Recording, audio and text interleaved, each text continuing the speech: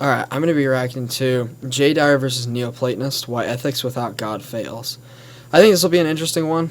I studied meta-ethics for a while. Obviously no scholar on it, but without further ado, let's get into it. What is a fallacy? Can you tell me what a fallacy is? Statue face dude, what's up? I can't see your name.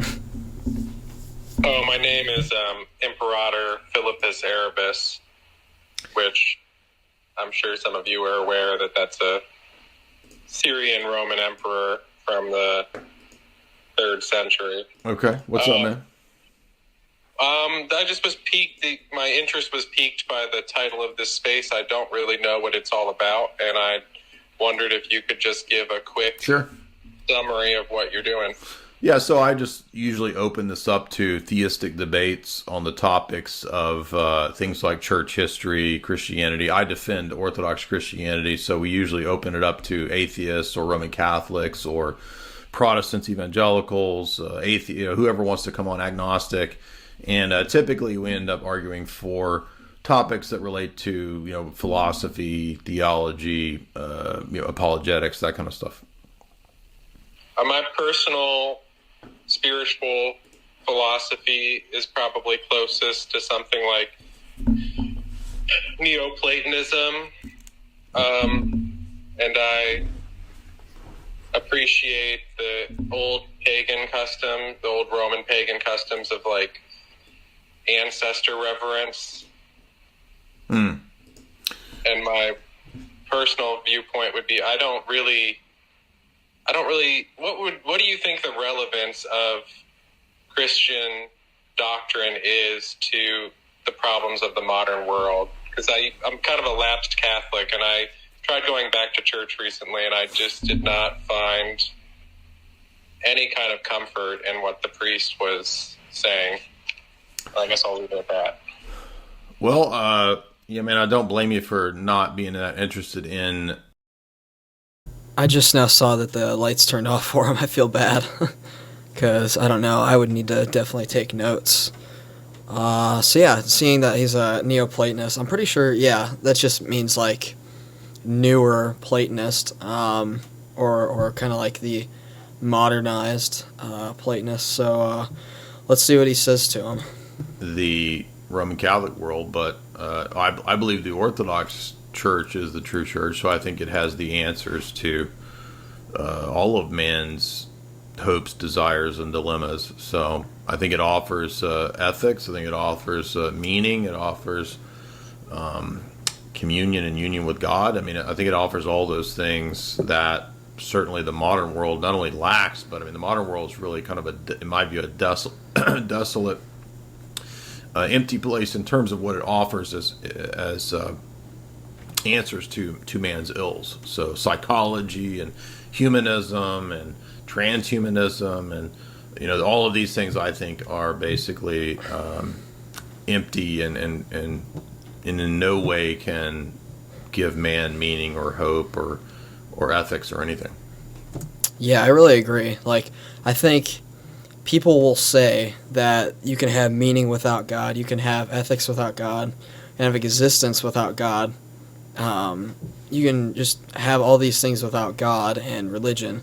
But when you go at a fundamental level, when you keep pressing and pressing, that's when you get down to these things. So, like, ethics, if we just make up right and wrong, that reduces everything to preferences.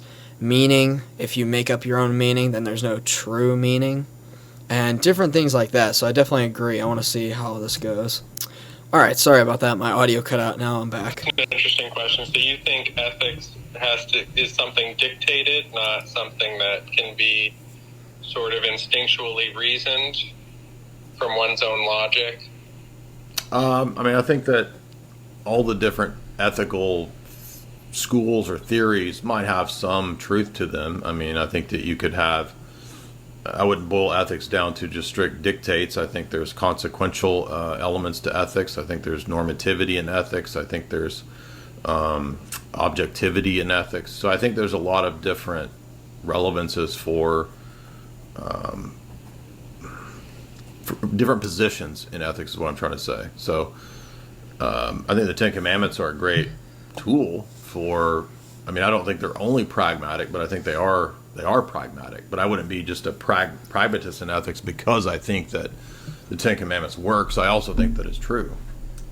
Because you often hear people say that without some sort of explicit spiritual doctrine that people would have no ethics, which I always find to be such an interesting statement, because to me, Okay, I wouldn't agree with him on that because he just said doctrine. I would say the meta existence and quality of God being the supreme ruler of ethics would be the precondition of having ethics, not doctrines necessarily. Doctrines are drawn from God's revelation, but ethics are based in his character, though, in his nature. I think that ethics are pretty rational. Like, you can have a rational basis for ethics, and you should have, like, you shouldn't just be what you're told to do. It should be, you should have good reason for why you want to do it. Well, I would say that maybe a better way to frame that argument would be that not that you can't have any ethics, but there's not a way to justify the ethics, right? So I would say that philosophy, the way I would argue that would be that if you don't believe in some kind of personal God, then there's not a way to have any epistemic grounding or justification for your ethical norms. Yeah, I disagree with that, because I think that the grounding would be one's own experience and knowledge of what causes pain. I guess that's kind of a utilitarian viewpoint, but we all experience pain, we all experience suffering. We can know what causes suffering. Well, but directly. Okay, but why simply because we know what causes pain ought we to choose to not inflict pain? I mean, yeah, bingo. There's an assumption being smuggled in here that just because something is painful and it causes discomfort, maybe, that only shows that people don't want it, not that it's actually wrong.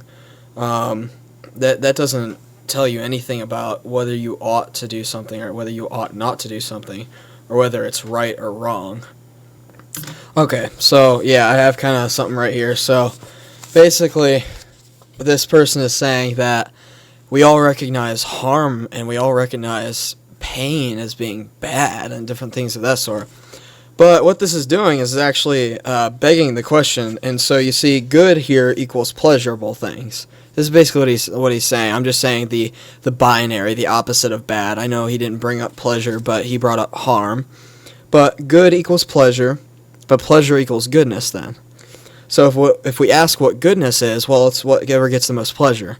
And when we ask whatever pleasure is, it's whatever. It's the highest good that we have. Same with pain. What's the lowest evil we can sink down to? It's badness. Well, and then it's equal with pain. So what is badness? It's painful. It's painfulness. And what is painfulness? Well, it is the essence of being bad or evil, maybe. But what this does implicitly, though, maybe explicitly, is it equivocates between the good and the pleasure and the bad and the pain. What we're asking is for what makes pleasure actually good. All he's doing is equivocating that goodness is pleasure and pleasure is goodness, which gets you to a circularity in the definition. There's not really a basing in it, because it's just an assertion that pleasure is good and pain is badness. And that's exactly what we're asking, though. Like, what makes it bad, though? And so it's equivocating with bad and good, different things of that sort. So let's go on. And by the way, how do we know that that's the universal experience? Well, I guess, how do you know that there's anything? I mean... Well, I'm super excited to get into this now. That's so true, yeah. He brings up, there's other people who, with, like, the pleasure principle, maybe their pleasure is, like, really bad. Like, they like hurting people. Like, that's how they get pleasure. Well, do we maximize the pleasure of everybody by taking his pleasures into account. And we get a lot of ambiguity with this, with moral normativity when we take everybody into account, and there's no universal standard, though. And, well, how do you know anything? Let's see. Audio's back on. Well, I mean, I would give philosophical argumentation as to how I would know those things. But I'm saying, if you're going... get to a very, like, Cartesian kind of argument about, No, I don't think Descartes has good arguments. I'm saying, if in your position, based on what you just said right there, I would just simply ask you, well, how do you know that that's universal experience, first of all, that we all know pain and suffering? I mean, maybe we do, maybe we don't. How do you know that? And then I'm asking a separate question, which is that why ought we to choose, simply because we know the source of pain and suffering, that we shouldn't inflict pain or that we shouldn't choose pain? Well, obviously there's times where inflicting pain and suffering are merited, when it's in self-defense, but I think... Okay, but so now we have a qualification, and but why? Like, Standard why is self-defense the qualification there? Yeah, a standard being put in now. You have a right to limit your own suffering. So what? What's the foundation for rights now? So where do rights come from? Yep. I mean, I think most people would. I think most people would. Well, that's a fallacy of consensus or appeal to the masses. What does most people have to? So what? Well, any religion is also a consensus. You have to believe that most people have faith. That presupposes that the religion's false in the first place. Dyer had a great point there. Like, just because everybody agrees it's true, it doesn't make it true. But if he says, well, that's what all religions are, well, now you're presupposing that all religions are just people came together and just agreed that this thing happened. Well, no, that's presupposing that all the religions are false on itself.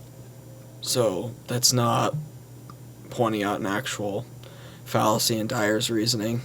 Dyer actually had a good point, because he had a fallacy saying that everyone agrees something is right, therefore it's right or wrong. But yeah, he kind of... Yeah, I don't know what he was doing on that one. I don't... Disconnected again. I'm connected again. You have to believe that most people have faith. I don't believe that. What would you say a religion is then? How do you get people? Because you have to... What would be your religions have people who have consensi, but that doesn't have anything to do with whether it's true or false.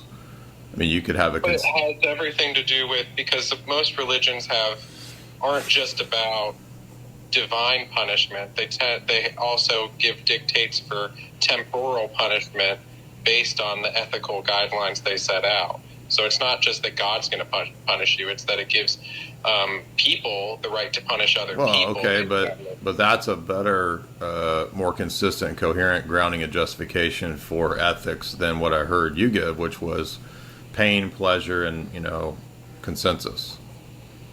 Well, I think you think that just arbitrary doctrine is a better argument for consensus than... Again, he's presupposing that the doctrine is actually not true.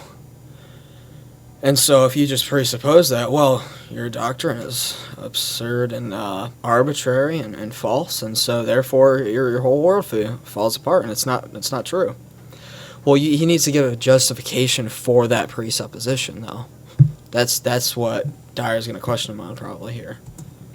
People recognizing that most people probably experience pain in a similar way. And that well, hold on. Why is it arbitrary? I wouldn't say it's arbitrary. Why is it not arbitrary? Who wrote it down? Who verified it? Well, the argument would be that the worldview as a whole is coherent and consistent and can give a justification for things like ethical norms. And what I'm saying is... How is it coherent? Yep, the impossibility of the contrary. Amen, brother. We take undeniable realities and see which worldview matches with them. So, and Christianity does that coherently, justificatorily, and explanatorily. I might have made that word up. Justification for things like ethical norms. And what I'm saying is, how is it coherent and consistent? Who decided that? it's not a authority decision. It's an objective principle. Or Yeah, we don't decide what's coherent and justificatory. I mean, if we did, then it would just all be arbitrary, and they wouldn't be able to even argue. There wouldn't be a standard of reasonable and unreasonable, justified, coherent, anything of that sort, because they could just decide and come up with, well, whatever standard they wanted.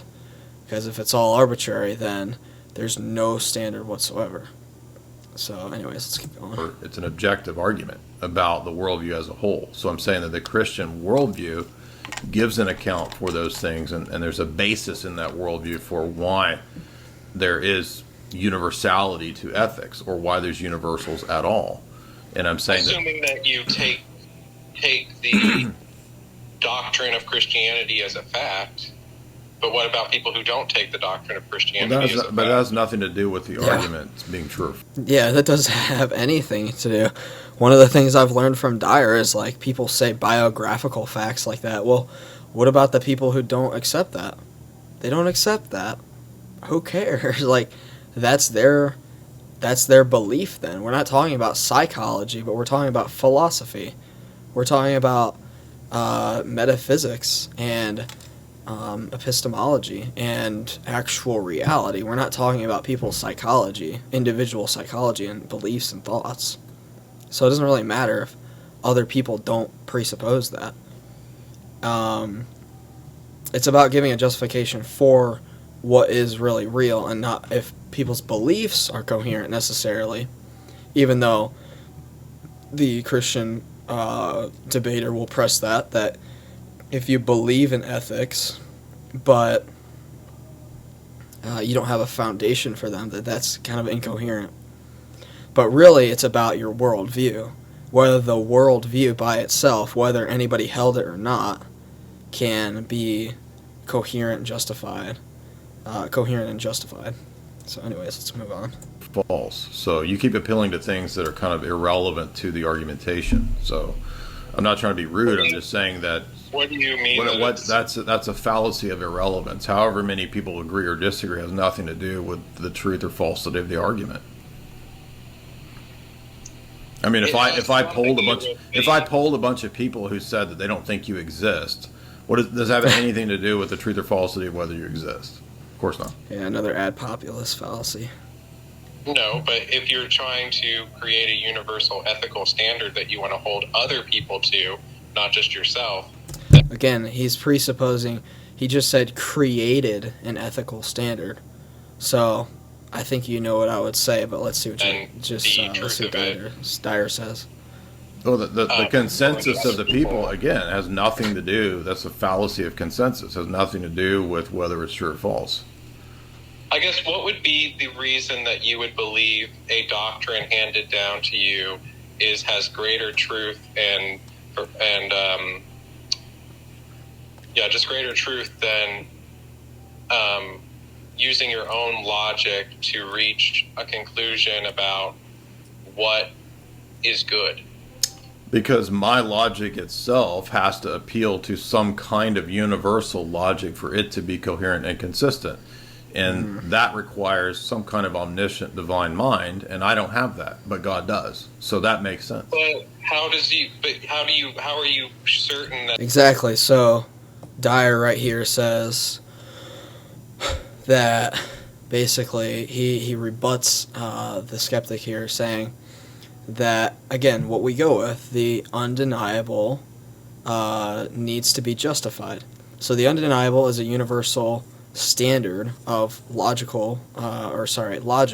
that his reasoning needs to adhere to for his reasoning to be coherent and sound and valid. And his finite mind, though, can't ground that. So Dyer appeals to divine conceptualism, which justifies that universal logic existing. So that is the transcendental argument right there, except, you used all the transcendentals, though. but God does. So that makes sense. But how are you certain that the doctrine that was handed down to you comes from God?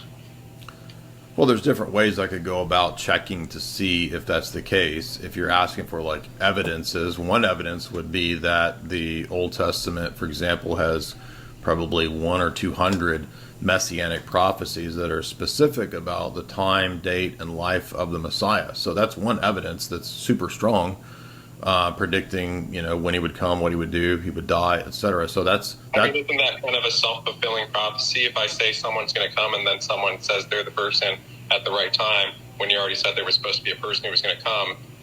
It's not just it's like hundreds of prophecies that note where he would be born, under what empire, what would happen in his life, the destruction of the temple, that he would die, be put to death, that he would be a son of David. I mean, that it's hyper specific. Yeah, I don't think you can boil that down to self-fulfilling prophecy. This guy definitely is. I think he's into psychology a little bit, because that's something in psychology, like self-fulfilling prophecy. If if you want to be a millionaire, and then you start thinking about being a millionaire more and more, you're going to start subconsciously moving towards wanting to be a billionaire more and more and more and more. And that's not manifestation, and that's not like, oh, it was meant to be. That's just you subconsciously thinking, I want to be a millionaire. And so you're moving more and more closer to that, whether you know it or not. There's no way, like, the destruction of the temple in, like, 70 AD and stuff like that, like, they just set up that revolt, just to we need to fulfill the prophecy. And different things like that, like Jesus being born in Bethlehem, and different things of that sort, him dying on a cross, like, that, all of those, and like Dyer said, like 200, that's crazy to think that all of those coincidentally are just self-fulfilling prophecies, because they don't depend on one person too, not all of those. Especially the taking down of entire an entire temple in 70 AD. So, and people say this because Dyer's a presuppositionalist, obviously, but he's not against using evidences. Obviously, it's just not his one go-to, and neither is it for me. I would say, like, I use the presuppositional method, but I don't know if I'm a full-on presuppositionalist. I'm still learning. Specificity. It's not just it's not like Nostradamus, like there'll be a dude and he'll do this. No, it's hyper specific. But how do you even know that the Old Testament is consistent across time for the prophecies you're laying out? Well, the irony is that the people who that the irony is that even if I believe that it is, and that's a doctrine of faith, sure. But the irony is that even liberal scholars will admit that the book of Daniel, for example, it's at least 2 centuries prior to the coming of the Messiah, and it predicts the empire under which the Messiah would die. And in Daniel 7, it says that the temple will be destroyed. It says that he would be killed. So there you go. So yeah, we have all the scriptural prophetic texts being pulled out here. I just didn't understand what he meant as when he said being consistent through time, but I understand now, like, obviously, like, whether it changed or not. And yeah, we take part of that by faith, but also there is much more scholarship that can be taken with, obviously, the manuscript tradition and different textual criticisms and things of that sort, which the evidentialist would argue more so. All right, let's keep going. Are you certain that Daniel has been? Yeah, my audio disconnected again. Destroyed. Right, it says that he would be killed. So there you go. Are you certain that Daniel has been consistent across time? But also, what level of specificity? Does it say specifically the Roman Empire and Daniel? Daniel lists the empire after the empire that he lived under, which was the Greeks. So yes. Well, that could be any empire. And the Greeks weren't really even an empire. Yes, they were. They were an empire under Alexander the Great, and then have you read the Maccabees? Well, that's not really the Greeks per se. That's the Hellenistic empires. You know, it would have been like. So Alexander doesn't. Okay, so if you read the book of Maccabees, it's considered in that text to be the Greek Empire. So even if it's not the equivalent, empire. they're called the Greeks in the text. So whether you take issue with the terminology, that's fine. I'm just saying that the terminology of Daniel 9 is very specific about when he would come, what would happen, and under the empire following the empire of Daniel's day. And I'm just saying it doesn't matter how liberal you find the scholarship, they all agree that Daniel was written prior to the coming of Jesus, and that's at least 2 centuries prior to that. So I mean, you have a lot of like responses, but I don't detect that you even know anything about this topic, which is fine. I'm not expecting you to necessarily, but I mean, I would think that if you wanted to rebut something like messianic prophecies, you would know that. I mean, it's not just some guy said there'd be a dude coming in the future, right? You would at least know something about the historicity of the book of Isaiah, for example, or like Isaiah's widely attested to in the Dead Sea Scrolls, for example. So, are you familiar with the book of Isaiah? The point isn't to debate. Well, my point, anyways. Well, you asked me for evidences of why I would trust those books, and I'm giving you various texts, and I'm not detecting that. The point isn't that you have explanation. The point isn't that you have doctrinal explanations. The point is that. Yeah, now we've moved into like epistemic justification with Dyer's trust in the scriptures. Kind of off from ethics now, so kind of off from the resolution, but hey, it's all good. It's still interesting.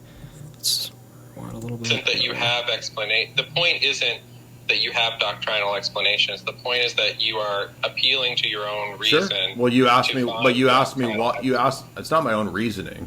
My reasoning is a faculty.